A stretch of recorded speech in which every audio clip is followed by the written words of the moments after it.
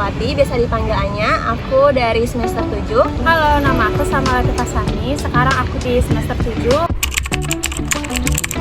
Aku kemarin magang di PT Pelita Air Service sebagai divisi Control and Reporting Finance. Kemarin aku magang di bagian administrasi keuangan di PT Bio Farma.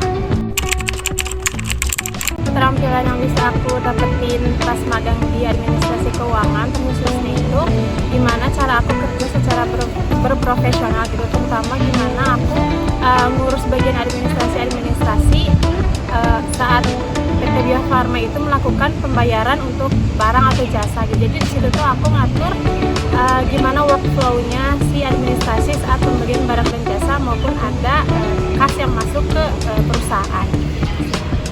Kalau aku, karena aku di bagian Controller and Reporting, lebih ke sistem informasi akuntansi kali ya. Karena kan ada birokrasinya gitu loh. Kayak misalkan dari user divisi A mau ngajuin apa gitu, nanti harus ke controller dulu buat dicekin apakah ini udah pas gitu, administrasinya dan lain-lainnya. Terus palingan lebih ke keterampilannya yang pasti yang teliti lah ya, teliti, terus lebih disiplin juga, terus banyak sih, banyak ya, gak bisa disebutin. Gimana cara aku meningkatkan kepercayaan diri? Soalnya pas masuk ke dunia kerja itu apa-apa harus bisa sendiri sih, jadi aku harus berani keluar dari zona nyaman aku kan. Jadi di situ mau aku takut ataupun pemalu pun harus bisa aku lawan biar mau belajar gitu kan, namanya juga magang baru masuk ke dunia kerja gitu. Jadi harus berani keluar zona nyaman, jadinya nambah kepercayaan diri aku sendiri sih, karena aku apa-apa harus berani nanya, harus berani ngambil berkas kesana kesini ke divisi sana, ngambil tanda tangan. Jadi itu yang bikin aku nambah ningkatin kepercayaan diri itu dari cara kerjanya administrasi keuangan itu sendiri.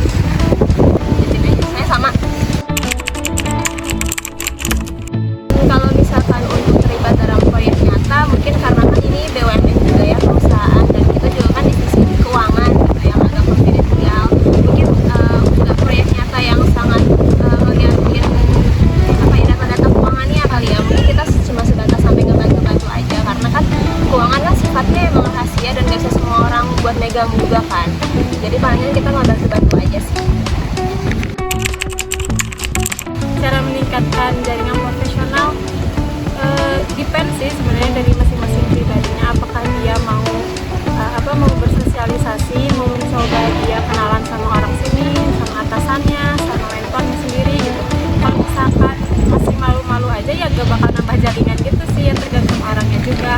Jadi di sana tuh aku terus kita juga pasti harus mau kenalan sama divisi lain, sama divisinya diri sendiri gitu.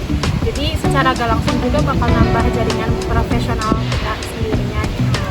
Jadi palingan kurang lebih ya di divisi keuangan aja sih. Kalau misalkan di divisi lain mungkin kenal, tapi cuma sebatas nama kan. Ya tahu aja. Kecuali kalau misalkan emang kita yang reach out duluan, atau mungkin ada anak magang yang di divisi lainnya gitu loh. Itu sebenarnya juga depend sih ya. Karena kalau misalkan kita kerjanya bagus, pasti mereka juga mau nge-record kita. Cuman karena kemarin di semester 6 dan belum lulus juga belum ada ijazah, ya mereka nggak bisa nge-record kita. Cuman kalau misalkan kita kerjanya bagus, terus bisa kasih kepercayaan gitulah ke mereka pasti mau nge-record. Karena teman magang aku tuh di sana ada yang udah lulus dan dia juga mungkin lumayan bagus kali ya di sana. Jadi pas lagi ada info rekrut baru, dia langsung dikasih tau kayak coba sini dicobain dulu gitu buat rekrut langsung. Terus ya sama sih, pasti masih ada proses tahapan kayak biasa, tapi ya peluangnya lebih gede karena udah ada pengalaman magang di sana. Jadi seenggaknya orang sana udah tahu ada kita pernah kerja di situ. Apa ya, mungkin karena kan sebelumnya kita di KAP lah ya, di KAP, terus KAP kita tuh sebelumnya agak kurang kasih mentorshipnya ya, kita pas banget. Dan pas lagi magang di Pelita kemarin, aku jujur agak kaget karena sangat amat dibantu. Iya. Soalnya aku kayak diajarin gimana cara, kan pasti ada sistem-sistemnya kan, diajarin cara ngerjain sistemnya gimana. Terus kalau ada salah tuh nggak yang langsung disalahin juga, kayak oh ini mah caranya gini-gini gitu. Terus kayak ya pokoknya pasti dibimbing sih, nggak bakal dilepas. Dan kalau ada salah pun, misalkan aku pasti minta maaf kalau ada salah, Mbak maaf, tadi aku salah gini-gini. Oh enggak, itu bukan salah kamu kok, aku kayaknya aku salah ngajarinnya gini-gini gitu. Mereka juga punya SOP kan pasti di perusahaan, dan yang nggak bakalan ngasih kerjaan seberat itu ke anak intern. Jadi ya lumayan enak lah, pokoknya pasti dibimbing. Benar-benar dibimbing gitu, dari awal kita kenalan pun sampai cara kerjanya juga benar-benar dituntun lah cara kerjanya. Dan apa ya, mentor tuh kalau di aku sih enaknya kan kadang kalau makan siang pasti bareng kan, nggak pasti sih, maksudnya sendiri-sendiri sebenarnya, cuman kadang suka diajak karena masih awal kan, pasti masih takut adaptasinya. Jadi kayak aku panggil Tantri kan, Tantri ayo makan bareng di sini, nanti mau makan apa, mau makan apa gitu. Jadi yang salah satu yang bikin aku gampang adaptasi itu karena mentor sih. Tantangan utamanya pasti paling utama tuh cara adaptasi kitanya. Kan sebelumnya nggak pernah tuh kita langsung terjun ke dunia, apalagi di BUMN gitu ya, yang dia perusahaan pemerintah gitu.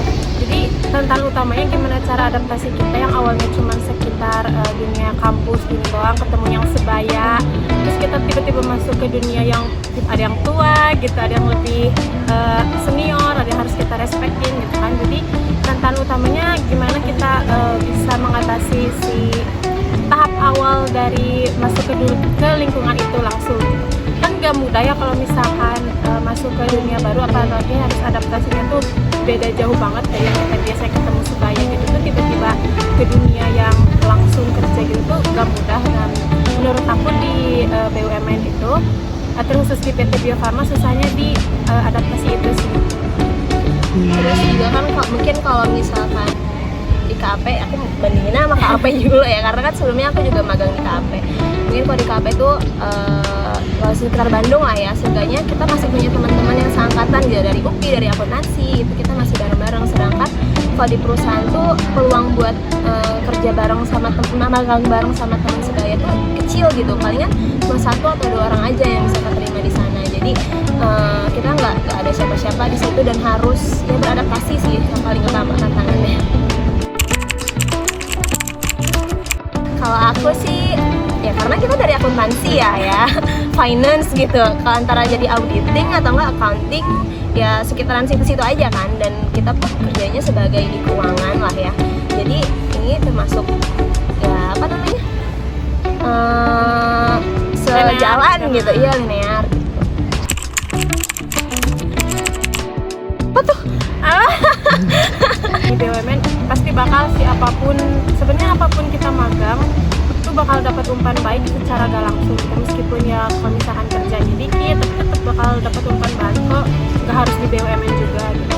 Dan umpan balik itu ya gimana cara kita bekerja berprofesional pertama, terus juga gimana kita bisa tahu adaptasi di lingkungan yang baru, terus juga gimana cara kita kerja sesuai workflow sama SOP dari tiap-tiap perusahaan itu sih menurut aku.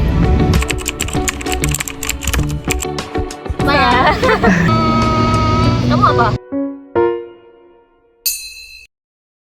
Jangan takut nanya, terus Harus mau belajar, harus berani lah kalau misalkan ada sesuatu tuh, pokoknya jangan takut nanya, nggak boleh takut nanya, harus berani, harus mau belajar, terus pahamin setengahnya dasar-dasar dari akuntansi atau keuangan Iya. itu sendiri lah.